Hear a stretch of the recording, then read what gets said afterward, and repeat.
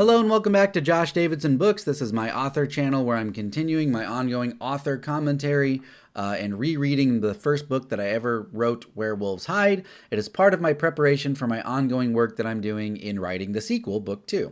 If you enjoy this chapter or have enjoyed any other prior chapters, please consider buying the book. It's only $4.99 for the digital version. I have links in the video description for all of the versions of the book. And yeah, it would make a big difference to me and really help motivate me and support me as I try to work on the sequel.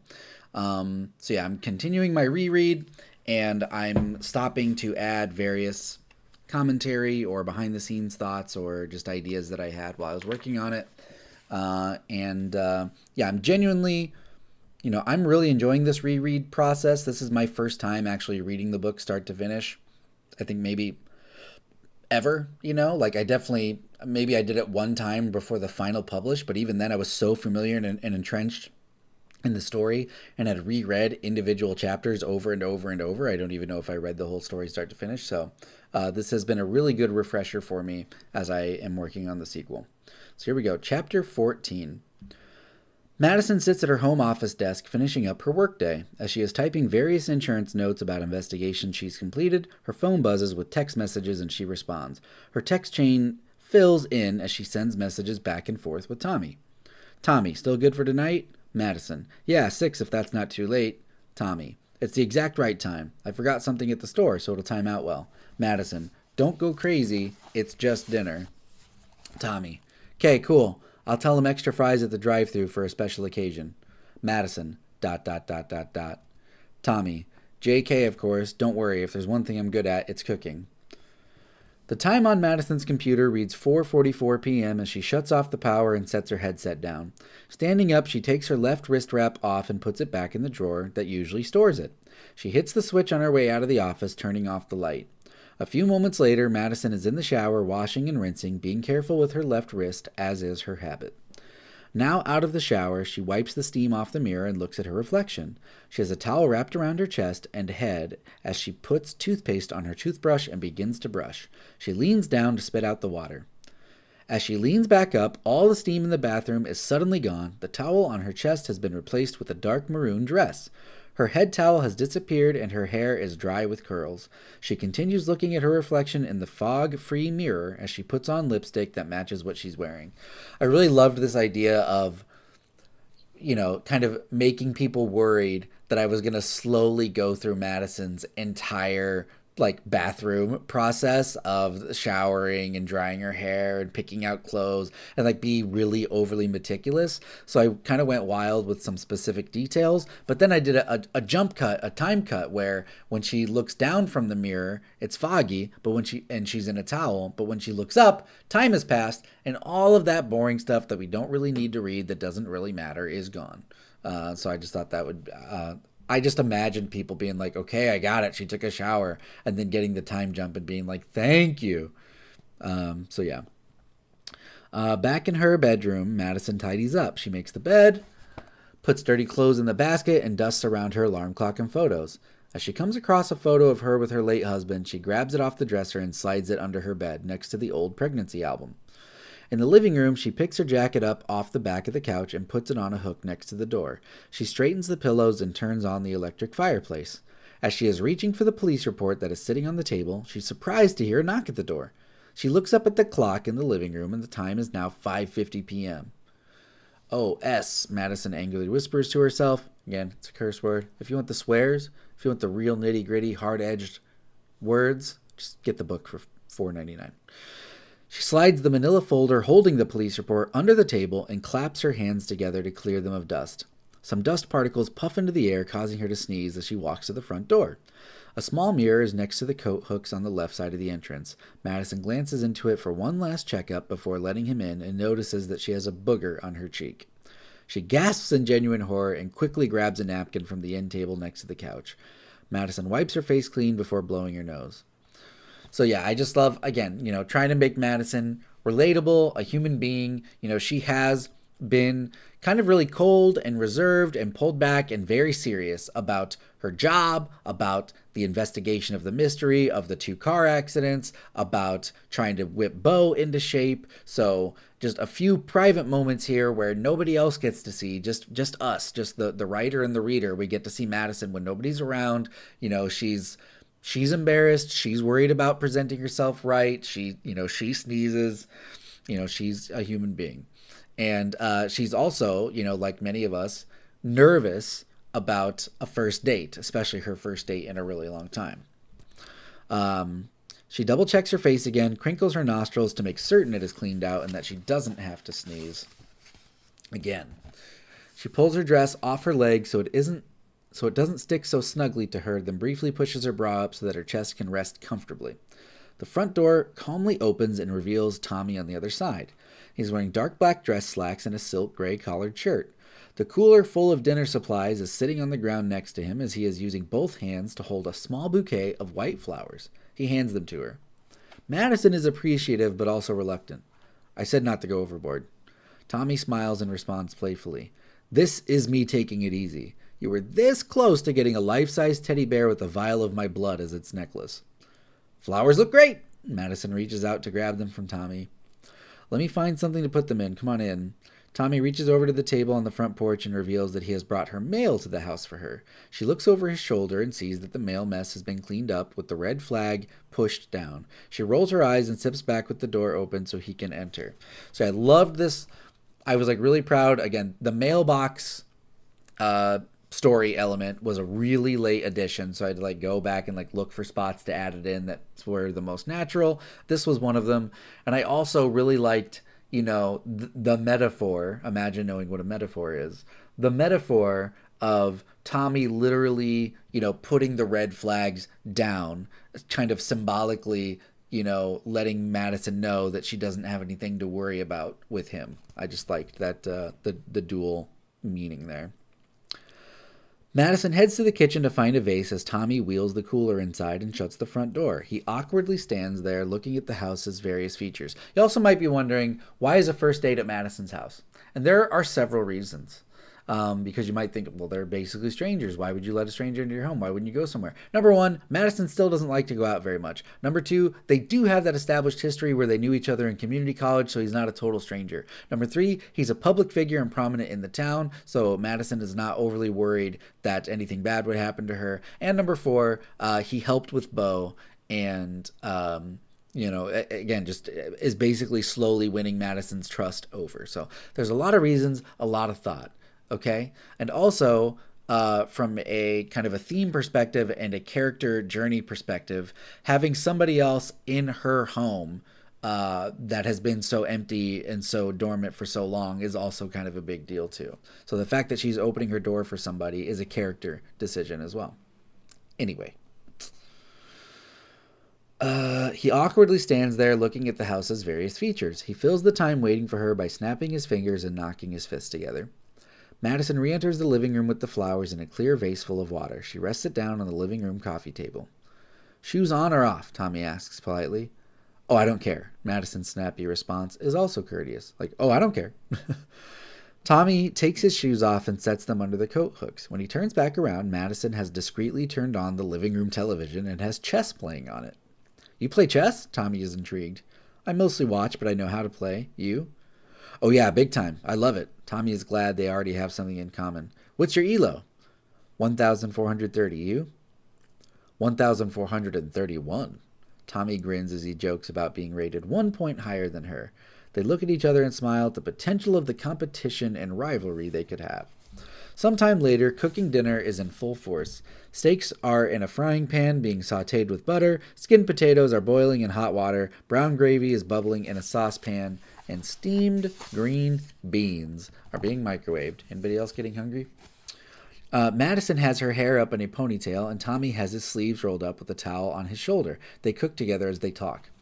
So the character trait of Tommy being kind of like an amateur chef and into cooking kind of comes with my own personal experience and journey with food. I find that when I am being very unhealthy, I don't cook very much. I order out, I eat desserts, I I go out. I do not cook a lot of food for myself. But what I am being more health conscious and paying attention when I'm eating more, I cook a lot more meals. It's a lot more meals at home. It's a lot more, lean ground beef and chicken and rice and vegetables. So I just figured, in my own experience and research, most health nuts cook their own food. So it makes sense that you would kind of be okay, good at cooking when your priority is cooking for sustenance and health.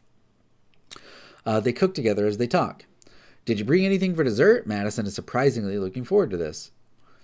The meal is the dessert. A sugar reward for giving your body sustenance is more like a punishment. Tommy clearly takes his health seriously. Well, I eat cherry chip cookies, so you should lighten up. So the ongoing dessert of the novel, the cherry chip cookie.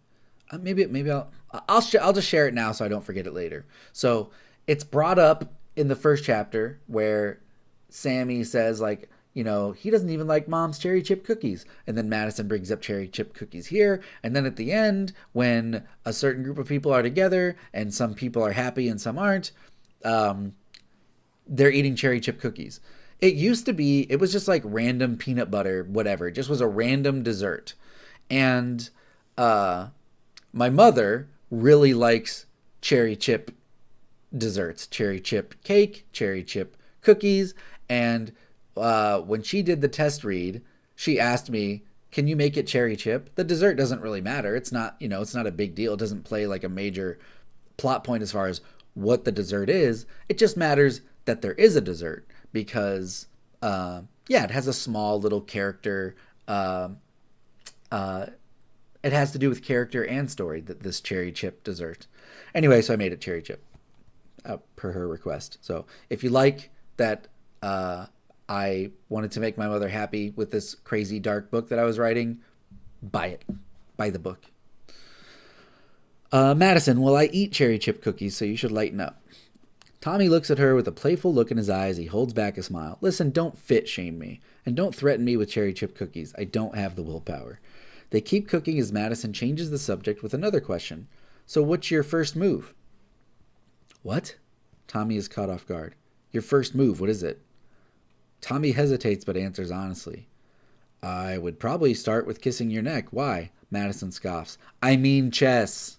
Tommy's embarrassed. Oh, right, of course, sorry. I was like, why is she asking me that right now? E4, all the way. Ew, really? For what, the fried liver? Madison is quizzing Tommy on his chess knowledge. Probably could have added a description of the steak frying in the pan as she talks about the fried liver, because the fried liver is a chess term, is a chess pattern. No, usually 4-night scotch. What are you, D4? Tommy answers and quizzes right back. You know it. Ugh. So which is it, Dirty London Player or Boring Queen's Gambit? London, what can I say? I like consistency. Madison starts snacking on grapes and offers one to Tommy. He accepts by opening his mouth for her. She feeds him a grape and he pretends to almost bite her finger off. She giggles and pulls it away. Yeah, consistently losing with that garbage. Tommy ribs Madison for her choice of chess opening, then questions further. I'll finish this and then I'll explain the chess lingo. What about the black pieces? King's Indian, yours? Sicilian or the dragon, depends on if I want to storm through the center or snipe my opponent from afar with the fianchetto. Tommy knows his stuff. So, with the chess lingo, I really like in stories when characters seem to really genuinely know what they're talking about, even if I don't always understand it. And I feel like in most stories, books, movies, TV, games, whatever, that usually comes down to like science mumbo jumbo. It's like all these big words and terminology that only the hyper intelligent can understand. So I thought, by making both of the characters like chess as something they have in common to endear themselves to each other, it would be an opportunity to have a scene like that where you have two knowledgeable characters talking about a subject they are intermediate to expert in. And if you're a chess fan, you know all this. You get it. If you're not a chess fan or as hardcore into it as I have been recently these last few years, then it's just gibberish to you And that's still okay because you still get that they're bonding over the information, that they're knowledgeable over the information, and that they're both genuine about their appreciation for the game. So yeah, I thought it would be really fun. And I also thought it would be really fun to set up this chess language for kind of potential payoffs later in the story, which I don't actually end up thinking. I don't think that I actually did that, but like, I don't know. Again, I keep coming back to checkmate. That's like all I've ever seen to movies is like, oh, checkmate, checkmate, checkmate. I thought if I could introduce some of these other chess phrases and concepts earlier, there would be more of an opportunity either later in this story or in later stories to do a better chess metaphor than the simple checkmate stuff that is always done. Anyway, Madison squeezes Tommy's forearm. Something tells me you like to rush in. Tommy looks down at Madison touching his arm. Again, Madison is going through some things right here. Excuse me, what happened to consent? He's making fun, but she takes him seriously, pulling her hand away as if she's touched a hot stove. She feels bad. You're right. I don't want to be a hypocrite. Sorry about that. Tommy chuckles. I was teasing. You don't have to worry about a thing. I know, but still, I shouldn't assume like that. So this is, again, it's a callback to when they were strangers, or thought they were strangers, Tommy aggressively grabbing her arm when he thought she was a thief of his museum, to now all the progress that they've made, talking to each other, helping each other, going out to Uncle Bruce's cabin, and now here having a date night. And again, the attraction that existed from the moment they saw each other, that they were interested in each other. It's a callback to that unwanted grab, where Madison in the moment accidentally did the same thing. And I feel like, in a lot of other stories or romance plots that I see, like kind of consent and what is wanted and kind of a little bit more modern dating ideas are not kind of expressed or shared. So I thought it would be a fun way to experiment with that language and that type of interaction while still trying to have, a classic romance. But not everything that is classic is good. It's like that Casey, there's a song, classic in the wrong way. I think about that lyric a lot. Madison doesn't want to be a hypocrite. Tommy says, I was just teasing. She says, I know, but I still wouldn't assume. I shouldn't assume like that. Tommy turns to face her directly. Let me make it easy for you. Unless otherwise stated, you have my consent to do whatever you want to do to me. There, feel better? Madison is slightly shocked by the concise communication and forwardness. She blushes and stammers. I'm understood, Stand. I understand. Thank you for the clarity. Tommy smiles. You're welcome. The smoke alarm starts to go off as the butter in the steak pan has been sizzling too long.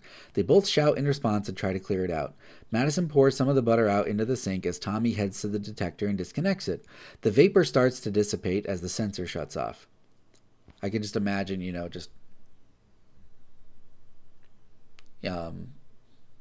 don't even know what, calamity. I cannot think of the word. It just lost my brain. It just lost my brain. That's where I'm at this morning. It just left my brain and I lost my train of thought. But I just imagine craziness going on in the kitchen, clearing all the smoke, and then just shouting, let's eat! A little while later, Madison and Tommy sit on the living room couch. Their plates are essentially clear as they are at the end of their meal. Chess is still on the television and Madison is paying slightly more attention to it than she should with company over. Tommy glances back and forth between the TV and Madison. He's vaguely concerned, but he's going to try to get to the bottom of this obsession. So, it's established that we both like chess. Madison makes a sound of affirmative agreement.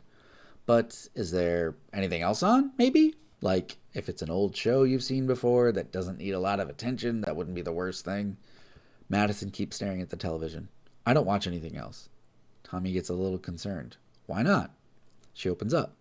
Well, it's just that if I see certain movies or shows or hear certain songs, it can bring up old, painful memories. I don't have to worry about that with chess. It's not trying to manipulate my emotions or get any kind of response from me. It's literally just the game. These are the moves. This is the outcome. I see. Tommy feels bad. Well, you're not wrong. There's not a lot of emotion in it, at least at the professional level, I guess. But if a hobby's just a hobby, you can get into it if you want. He leans in and whispers, I won't tell anybody. So we finally get an answer to, or a further explanation to, the chess obsession. Madison doesn't just like chess. She's protecting herself from old emotions and old pain being brought up and reminded by, again, triggering entertainment, music, movies, TV shows, and that's something that I pulled from my real life. Not just what I've personally experienced, but what I've heard other people experience. Like when you go through certain things in life, you get these attachments to them. And it's like you used to be able to watch a movie, like if a family member that you had, passed away tragically suddenly, I don't know, from gang violence. And then you try to watch like a gang violence movie on TV, maybe those scenes hit differently because you actually went through something in real life. And I don't feel like that's really addressed ever in stories as much. And so I thought that this was a fun way to give her a character trait, give them something to bond over, have some creative and metaphorical license in the story as far as chess maneuvers and things like that, and then actually have it be like a coping mechanism for her. I thought that was all kind of really fun. Madison turns and smiles at him, then turns right back around to watch chess. Tommy smiles back, but it fades when she focuses on the television again. Looking down, he notices the corner of the manila folder police report sticking out from under the table. Tommy points to it. Trying to hide something already? This relationship is off to a pretty rough start if that's the case. He winks at her. Madison immediately turns off the television and snaps back. Relationship? Tommy is afraid he crossed the line. Well, whatever you want. Whatever happens. I'm just not trying to waste your time. However you want to spend it, whatever you are wanting. I mean, I want you just happy, so don't be mad. She's starting to feel pressure and lets him know. I don't know what I want, Tommy, so you're just going to have to wait until I figure that out. Tommy nods in agreement. Cool with me. Yes, Queen. Madison chortles in embarrassment for Tommy. Don't ever say that again. I will not commit to that, Tommy says seriously in a sarcastic fashion. He brings it back to the folder. But really, if you want to tell me what that is, you can. Or if you want to put it away and never tell me for the rest of your life, you can. Madison looks at Tommy. He seems sincere, but she still has her guard up. She tries to change the subject. I'm surprised you didn't bring a red wine. I heard that goes with steak. I don't drink, Tommy replies without hesitation. You don't? Why not? Everyone here drinks. Do you? Tommy turns the tables. Well, no, but I asked you first. Are you in recovery or something? Is it going to be good times till Christmas when Uncle Tommy gets drunk in the garage and makes out with the Santa poster? Madison is grilling him now. No, I'm not an alcoholic. It's just a personal choice. I tend to keep poison out of my body if at all possible. I would have been fine if you drank, but I'm not going to promote it or make it seem like it's a part of my everyday lifestyle when it's not. Do you know how rare it is to find someone like that? Madison is amazed. I do. Do you know how rare it is for two people like that to find each other? Tommy brings it back to the two of them explicitly. Madison is now desperate to change topics yet again, so she goes ahead and grabs the folder from underneath the table. So a couple of things. So obviously in talking about, Beau's addictions and vices and Denise drinking problem and other vices that other characters might have, it's clear that substance abuse is kind of a theme throughout the story and probably throughout the whole world if I continue writing even more sequels. And so having these characters that don't partake in a lot of things that a lot of people partake, I thought, I could really speak to being a victim of substance abuse affecting people that I know in my life.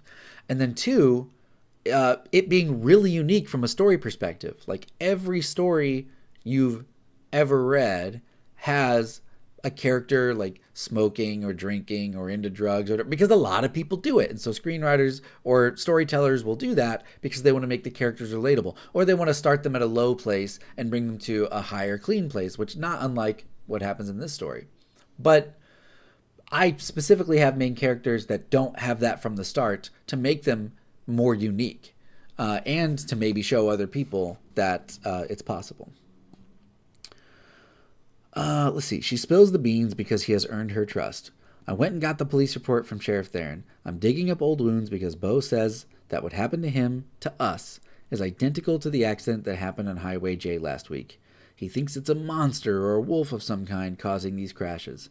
So I went and got the report, but I haven't dared to read it yet. Tommy wants to help. I can read it for you. Madison shakes her head no. Nah, that's okay. You don't have to do that. Tommy sits up straight and insists. No, really, I can read the information to spare you any discomfort, and if there's anything pertinent to the new accident, I'll tell you. Madison hesitates, but has already made the decision to share things with Tommy. She slowly slides over the folder on the coffee table. Tommy lifts it up and reads it. Madison looks on in curiosity while expecting to burst into tears at any moment. Tommy looks up at Madison and then down at the police report again. He raises one eyebrow as he finishes reading it and closes the folder. Well? Madison is on pins and needles. To be honest, there's not much there. There's a small diagram, and the narrative basically says, single vehicle accident involving 2 fatalities, and then the names are redacted because it's the public report. Tommy shares the news gently. Madison is visibly upset, so Tommy tries to console her even more. I'm sure there's a much more detailed report in the version the officers keep. I don't think they would leave out so many details on an accident like this. They probably just don't release unnecessary info to the public. Madison nods to show she understands and may agree. She just selfishly wants a little more. I know. I read reports every day for work. I built it up is all. It wouldn't really have mattered what it said, I don't think. She breaks down and starts to cry. Tommy extends his arms and embraces Madison so she can weep on his shoulder. He rubs her on the back to comfort her as she continues. I didn't even get to say goodbye, they were here and then they just weren't, and the accident was so bad, Her thoughts trail off as she composes herself and her heavy crying finally dissipates to sniffles. She lifts her head off his shoulder and stands up out of nowhere. He watches her walk to the end of the table to grab some napkins. She sits back down next to him and hands him one. I got snot on you, Madison says matter-of-factly. So with this scene, obviously, really extending the vulnerability that Madison is having with Tommy, pushing the story forward, the overarching plot, and finding out that the police report was a dead end, that it had basically no information, and is kind of a shell report for such a significant accident that had 2 lives lost. So there's again some alarm bells, some further alarm bells should be ringing about the nature of the accident and how the investigation went. And then this breakdown of Madison kind of letting out some grief in somebody that she feels she can trust. And there was actually some dialogue in that scene that I had to cut out because it gave away too much, thanks to Mirror's test read. Tommy looks down at his shoulder and sees it's covered with tears and snot. He takes a napkin from Madison that she hands him and starts to rub it. Madison starts to laugh through her leftover tears. I'm really sorry. She can't help but chuckle at the situation. Tommy smiles as well. Listen, if you want me to take my shirt off, you just have to say so. Oh my gosh, no, not yet anyway. Madison blows her nose. A few moments later, Tommy stands outside the door with his cooler saying goodbye.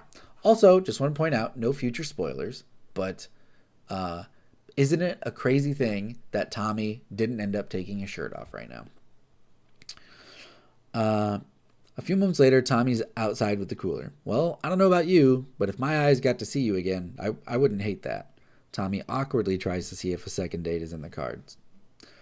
Lots of doors you could have picked to set that question up, and that's the one you walked through, huh? Hey, don't worry about what doors I walked through. I found yours, right? Tommy knocks on the front door. Yes, we can keep talking and see what happens. I have a lot going on right now, but if you're serious, you'll be patient. I'm so super serious you have no clue, Tommy says it with a smile, and she smiles back. Permission to hold your hand and kiss the top of it? Madison smiles wide with glee. Yes, you may, and thank you for asking.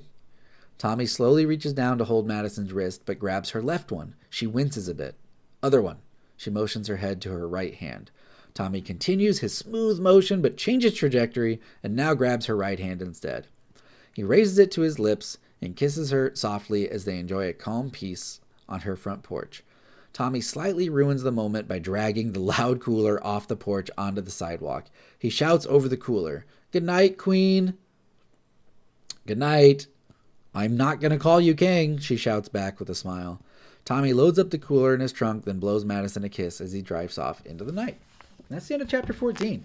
And Honestly, I really like that chapter too. I think there's a lot of good character interaction. There's a kind of believable romance that's built on Tommy getting rid of the red flags, Madison letting her guard down and trusting somebody again, having a reason to open her doors and let other people into her house and maybe into her heart. So overall, I'm really proud of that chapter. I think it moves pretty fast for what it is, which is just two character date night. We jump from he gets there, we check the mail, we cook the food, we skip past eating the food and get straight to the chess information, and then we try to change the subject when things start to get more romantic and we talk about the police report. So overall, really proud of that chapter. I think a lot of things came together and it was a really good kind of like one last calm night for Madison and Tommy before the last third of the book and the kind of more exciting elements really come into play. Overall, really glad that I put that chapter in the book. There was not a plan for Tommy and Madison. Like, there was no preconceived romantic subplots. It just happened organically as I was writing the story. So like, for me, no matter how much planning I do, I still let things happen when I actually sit down and write the book. And Madison and Tommy forming a relationship was definitely something that happened organically. I just felt that, Madison had been alone for so long, and seeing, an old friend potentially rekindling an old flame, depending on whatever their history was, would be another reason to break down the barriers, besides the surrogate mother responsibility she feels for helping Bo. So yeah, I really liked this chapter on a reread. If you liked this chapter or have enjoyed any other chapters, please consider buying the book. It's only $4.99 for the digital version. I've got links in the video description. I'd really appreciate it. I am working on the sequel, so if you get invested, you would have more story to enjoy in the future. If you want to follow my long-term author journey and see what else I might write in the future for books in this series or any other books, please like, comment, and subscribe to this channel. If you do comment, no spoilers, or please provide a very healthy spoiler warning, and keep comments relegated to this chapter that we just read. As always, thank you for watching or listening, and I'll see you in the next video.